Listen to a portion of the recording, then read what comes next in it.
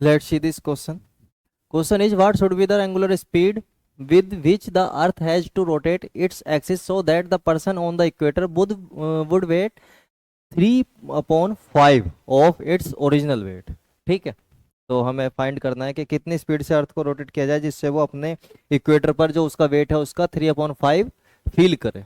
ठीक है, तो एक रिलेशन है जो हमने पढ़ रखा है कि जब हम इक्वेटर सरफेस पर मूव करते हैं तो जी में वेरिएशन कैसे आता है। ठीक है, तो जी इज इक्वल टू, हम लिखते हैं g dash is equal to g minus omega square r cos square theta. ये कब है, जैसे ये अर्थ है, ठीक है, ये कोई रैंडम पॉइंट पी है और यहाँ से कितना एंगल बनाएगा, ये थीटा बनाएगा। तो पी पॉइंट पर जी डैश लिखा हुआ है हमने, मतलब पी पॉइंट पर जो वैल्यू होगी वो जी डैश होगी और उसको हम डिफाइन करते हैं इस तरह से। अगर मैं इसको इक्वेटर पर ले आऊँ, इक्वेटर पर, क्योंकि हमने क्वेश्चन में क्या पूछा है हमसे, इक्वेटर पर पूछा, तो इक्वेटर पर लेके आऊंगा तो थीटा की वैल्यू क्या हो जाएगी, जीरो। तो थीटा की वैल्यू जीरो रखो और कोस जीरो की वैल्यू क्या होती है, 1। कोस जीरो की वैल्यू होती है 1 फॉर इक्वेटर। तो जो रिलेशन हो जाएगा वो क्या हो जाएगा, g dash equal to g minus omega square r. ठीक है, ये बन जाएगा। अब जो ग्रेविटेशनल एक्सेलरेशन होता है जी, जैसे जब कोई बॉडी मूव कर रही होती है सर्कुलर में तो उस पर एक फोर्स लगता है बाहर की तरफ आउटसाइड, जिसको बोलते हैं सेंट्रीफ्यूगल फोर्स, जिसकी वैल्यू होती है mv² अपॉन आर। ठीक है, तो एफ इज इक्वल टू होता है mv² अपॉन आर। अब b इज इक्वल टू, क्योंकि ये सर्कल में घूम रहा है, ये डिस्टेंस r है और कुछ स्पीड, एंगुलर स्पीड ओमेगा से घूम रहा है, तो v की जगह क्या लिख देंगे, v is equal to r omega. तो यहाँ से आ जाएगा m, b की जगह r square omega square upon r, एक आर यहाँ से कैंसिल हो जाएगा और यहाँ बचेगा एम आर ओमेगा स्क्वायर। और फोर्स, क्योंकि ग्रेविटेशनल फोर्स जो है वो अट्रैक्ट कर रहा है अर्थ की तरफ, ये अगर इसको हम अर्थ माने तो इसको लिख सकते हैं हम एम ए। और क्योंकि ग्रेविटेशनल में बात कर रहे हैं तो एक्सेलरेशन चेंज हो जाएगा, ग्रेविटेशनल एक्सेलरेशन में m g equal to m r omega square, या यहाँ से हम लिख सकते हैं कि जी इज इक्वल टू क्या होता है, आर ओमेगा स्क्वायर। तो इसी को यहाँ पर पुट कर देंगे। ठीक है, जी की जगह क्या पुट कर देंगे, आर ओमेगा स्क्वायर।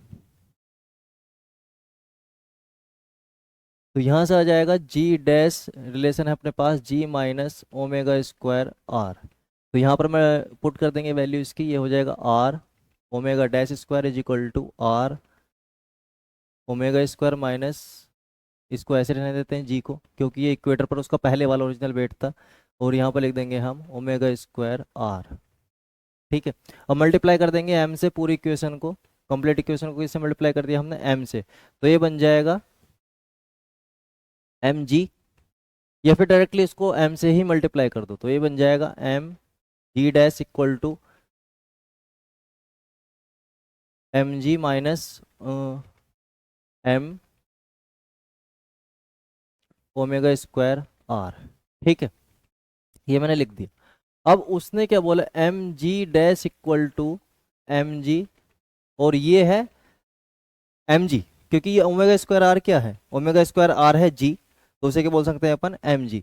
और ये कब है, जब वो इक्वेटर पर था, नॉर्मल वेट उसका, तो वो कितना, नहीं नॉर्मल नहीं, m g dash equal to m g minus m omega square r. हाँ, ये हमें फाइंड करना है कब, जब उसका वेट कितना हो जाए, 3/5, जो वो पहले वाला था। मान लो अभी ये यहाँ पर एक पर्सन खड़ा है इक्वेटर पर, इसका मास है, सॉरी वेट है इसका डब्लू। अब हमें इसकी स्पीड, और ये घूम रहा है ओमेगा से। ठीक है, अब हमें इसकी कितनी स्पीड कर देनी चाहिए, ओमेगा कितना कर देना चाहिए जिससे इसका वेट क्या हो जाए, omega dash is equal to हो जाए इसका 3/5 पहले वाले का। ठीक है, और डब्ल्यू क्या होता है, एम जी, तो मैं इसको लिख सकता हूँ एम जी डैश क्या हो जाए इसका 3/5 एम जी। ठीक है, तो वही मैं यहाँ पर पुट कर रहा हूँ। तो एम जी डैश ये तो हमें फाइंड करना है, और जी डैश की जगह हमें पता है क्या होता है, आर ओमेगा स्क्वायर, क्योंकि ओमेगा फाइंड करना है इसलिए मैं जी को किसकी टर्म में लिख रहा हूँ, ओमेगा की टर्म में। ठीक है, तो इसको लिख देंगे m r omega dash square, और एम जी ऐसे ही रहेगा। और यहाँ पर ये जो फोर्स है पहले कितना हो जाएगा, कितना एक्सपेक्ट कर रहे हैं हम कि कितनी ओमेगा से हम रोटेट करें जिससे उसका वेट कितना हो जाए, 3/5। तो यहाँ पर क्या लिख देंगे, 3/5। और क्योंकि एम ओमेगा स्क्वायर आर क्या है, जी की जगह अगर हम यहाँ पुट करें ओमेगा स्क्वायर आर, तो ये क्या बन जाएगा, 3/5 एम आर ओमेगा स्क्वायर, तो ये फोर्स ही है, तो इसको लिख सकते हैं अपन ऐसे डायरेक्टली 3/5 mg।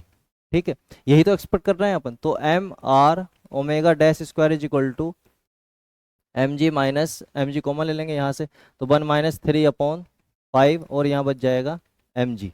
एम से एम कैंसिल हो जाएगा यहाँ पर, तो r omega dash square is equal to हो जाएगा 5 - 3 तो 2/3 जी। ठीक है, क्वेश्चन में पूछा है हमसे, हाँ किस स्पीड से रोटेट करना है, मतलब हमसे ओमेगा ही पूछा है उसने। ठीक, हाँ, तो omega dash is equal to हो जाएगा 2/5 जी, और यहाँ से ओमेगा लिख देंगे अपन, omega dash square is equal to 2g/5, क्योंकि ये है मल्टीप्लाई में तो अपॉन में चला जाएगा, तो ओमेगा डैश आ जाएगा यहाँ से 2g/5r। ठीक है, इसमें एक रिलेशन याद करने वाला था जिसको हम लिखते हैं g इज इक्वल टू, लिख देते हैं हम ओमेगा स्क्वायर r। ठीक है, बस उसी की हेल्प से हमने इसे सोल्व कर दिया।